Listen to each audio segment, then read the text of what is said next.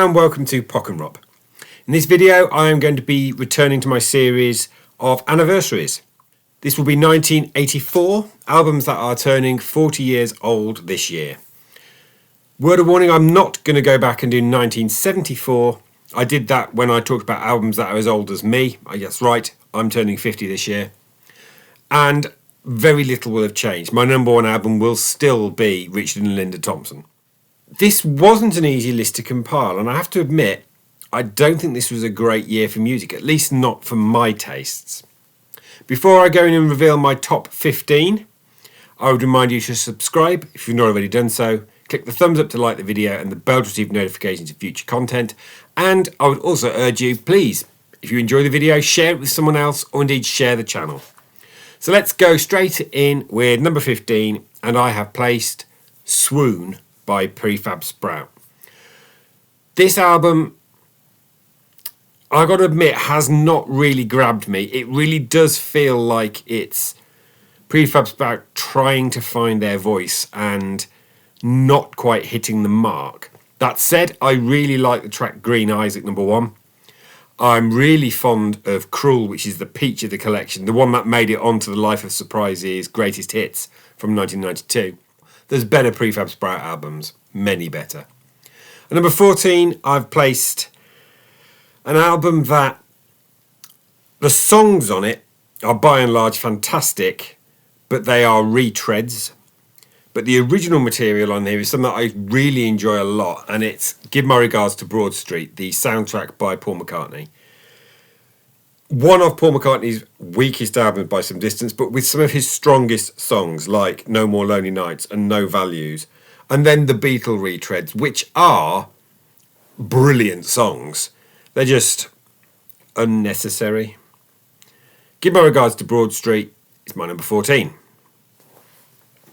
And number 13 is an album that I believe every single song was either released as an A-side or a B-side, and that kind of renders it a little bit superfluous in their catalogue. It's The Works by Queen. So the best known tracks are Radio Gaga and I Want to Break Free, It's a Hard Life and Hammer to Fall. All of those were singles, plus Is This the World We Created. Those 5 tracks make for a really good listening experience. It's the other 4 tracks that are not wonderful. And like I said, everything was on a B-side of some description during 1984, if not the A-side. The Works, number 13. Number 12, an album that I think was a significant step down from their album from 1983. It is U2's The Unforgettable Fire. Yes, this contains Pride in the Name of Love and the title track, but the rest of it, I suppose A Sort of Homecoming's pretty decent and Bad's okay, but it doesn't. It's a transition album between what I think is an absolutely fantastic album, War, and then the behemoth that is Joshua Tree, and it suffers in comparison for me with both of them. Unforgettable Fire at number 12. At number 11 is a great live album, and it comes to something when I have to consider a live album as part of the collection of that year. And normally I don't include live albums, but this is Stop Making Sense by Talking Heads, which I'm not entirely sure whether or not I included it in my live albums ranking, but for me it needs to be the expanded version that came out on the CD because it has Heaven on there, and Heaven is a track I absolutely love, and I particularly adore the version that's on Stop Making Sense. Arguably, it's a soundtrack. It just happens to be, a bit like Give My Regards to Broad Street, a soundtrack of previously released songs. Stop Making Sense I have placed at number 11. And sticking with soundtracks for number 10, but at least all of this was original, This is Spinal Tap. And one could easily include this in a comedy category, but the songs on there and the fact that the 3 actors who played Spinal Tap, the band, learnt instruments and wrote songs specifically for the soundtrack makes it a really cohesive record. So stuff like Stonehenge and Tonight I'm Gonna Rock You Tonight, which is really good, and Big Bottom, and it's a really, really good hard rock soundtrack. At number 9, I Hear Talk by Bucks Fizz. This is a muddled album. I believe I said that on my Bucks Fizz ranking, but it does contain some of my favourite Bucks Fizz songs, including one that sits in my top 100, which is the title track, I Hear Talk. Absolutely peerless. Great cover of Talking in Your Sleep, and Indebted to You is really good, and Tears on the Ballroom Floor is absolutely phenomenal. Side 2 doesn't quite live up to how good Side 1 is, but like I said, I don't think 1984 was a particularly good year for my musical tastes, and this isn't the worst Bucks Fizz album, but it's the second worst one. That said, it still finds its way to number 9. At number 8, I've placed a compilation. Now, I don't include compilations in these lists really, with one exception. And I did a ranking of this band's albums, and I included both of their compilations. This is Hatful of Hollow by the Smiths. This contains some versions of tracks that are on their debut, The Smiths, that I kind of prefer on here, like the stuff Reel Around the Fountain. But it also has William, It Was Really Nothing, Please, Please, Please Let Me Get What I Want.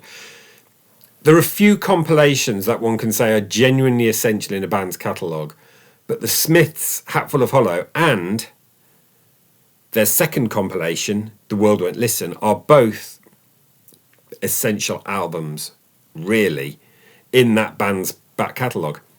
As a result, I had to include Hatful of Hollow on this list at number 8. And straight ahead of it at number 7 is The Smiths. I did rank that ever so slightly higher than Hatful of Hollow when I did my Smiths ranking after Andy Rourke died. The Smiths, it's my least favourite of the 4 official studio albums, but it does contain stuff like Hand in Glove and Reel Around the Fountain, What Difference Does It Make? And it's a good album. I like it enough. My number 7. At number 6, I've placed an album that many people rank as this artist's weakest from their run of albums from 77 through to 86, but I personally really like it. Goodbye Cruel World by Elvis Costello and the Attractions. He himself considers this to be his worst album, or at least he did. I think it's actually, I find a lot to enjoy in Goodbye Cruel World, because I came to this album through the reissue campaign in the 90s, which added a whole host of extra tracks. And this is the 2 CD version, which has a whole load more and a remix. And I've never disliked this album the way some other people do. I don't think it's perfect by any stretch, but Only Flame in Town and Home Truth and Deportees Club, although the Deportee version is better, Peace in Our Time and Joe Porterhouse, it's a solid album. I really enjoy Goodbye Cruel World, and it's my number 6. And number 5 is an album that I haven't listened to for quite a while, Born in the USA by Bruce Springsteen. Now, this is often cited one of the greatest albums ever made. I disagree. I enjoy it enough, but I do enjoy stuff like Glory Days, Dancing in the Dark, the title track, and the closing track, My Hometown. It's a good album. I don't think it is as... It appeared in 1987's 100 Best Albums thing that Paul Gambaccini did. It either placed second or third best album by the critics. It's nowhere near that level. But it's a decent album. Born in the USA, my number 5. Number 4 is my favourite album by Chris Rea. It's Wired to the Moon.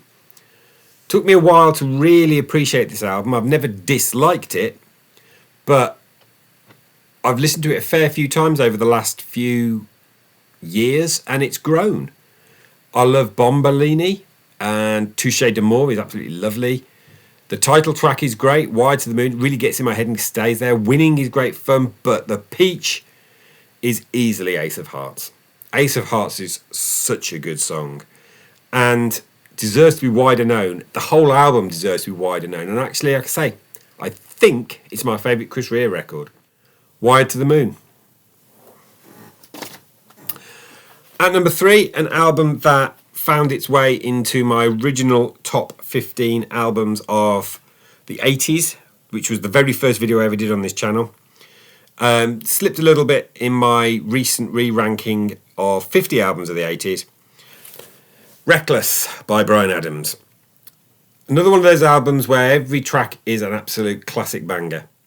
Run to You, Heaven, One Night Love Affair, Somebody, Summer of '69, The Kids Wanna Rock. It's a near flawless album, Reckless, and Bryan Adams has never done anything better than this record from '84. Reckless, my number 3. Number 2, an album that has appeared on a number of these videos because I really, every time I listen to it, I love it. Reckoning by R.E.M., my favourite R.E.M. album at the moment. Time After Time, Annalise, and Harbour Coat, Seven Chinese Brothers, Second Guessing, Rockville. This is another pretty flawless album from the year 1984. Reckoning, my number 2. And if you watched either of my 1980s albums, this is the only 1984 album that made the top 10 both times. And I can't quite believe this is 40 years old. Power Slave by Iron Maiden. It is the best 1984 album for me, without exception. This is it for an album this good not to be their best, because for me that's Seventh Son of a Seventh Son. It just shows the strength of songwriting that they were capable of in the 80s. So Ace's High kicks the album off. Then we've got 2 Minutes to Midnight. We then have what for me is their best instrumental, Lost for Words, Flash the Blade, The Duelists. Then we flip over the record for Back in the Village, the title track Power Slave, and then you get hit by Rhyme of the Ancient Mariner. And it's a thrill ride. It's a brilliant album from start to finish. And it's the only thing that for me could possibly have come in at number 1 on my ranking of 40th anniversary albums from 1984. So that concludes the video. Let me know in the comments what you thought of it. Like I said, if I'd have stopped at a top 7, I don't think that would have been a mistake. It's not a great year for music. 1983, I can get on board with. 1982, I think was phenomenal. 84 was a step down. And recently on my live stream, if you were with me or if you watched it, I didn't rank many singles from 1984 particularly highly. So